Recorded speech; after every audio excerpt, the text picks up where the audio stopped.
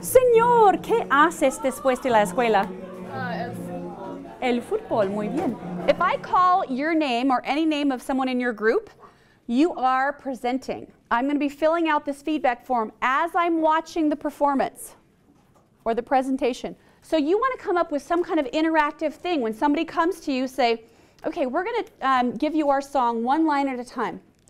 After each line, we're going to ask you a vocab word question to see if you understood.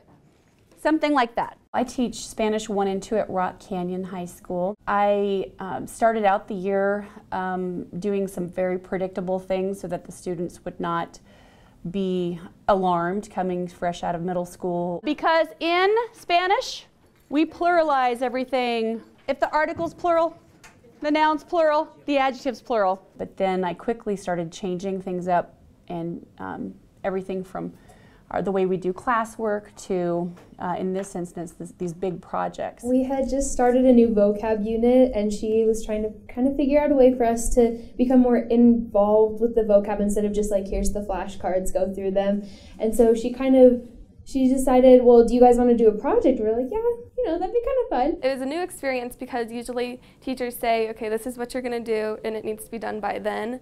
But then with this project, we kind of got to choose what we got to do, who we got to do it with. When I first heard about this project and when she first said it, I was really like, oh, no. They really didn't understand, like, at first why we were doing this. They just thought, well, aren't you supposed to just teach us the Spanish?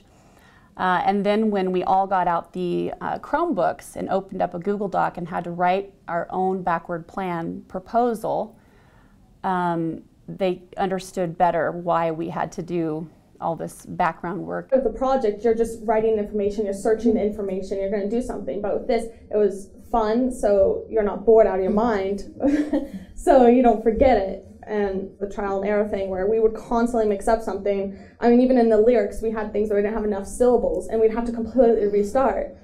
So I think with that, you learned what you just did wrong, you learned those vocab words, and then you just learned more vocab words. Vengo con McCartney, tengo nada en mi girl, propiedad dice, propiedad dice. My mom, she took Spanish all throughout college, and so I interviewed her, and our project was about likes and dislikes, and so I just interviewed her about her likes and dislikes. Well, I decided to make a song, and and it was more like I don't know. I guess it did get more comfortable because I was just like, all right, this is pretty great. I can roll with this, and yeah, I guess the song came out pretty well. You know.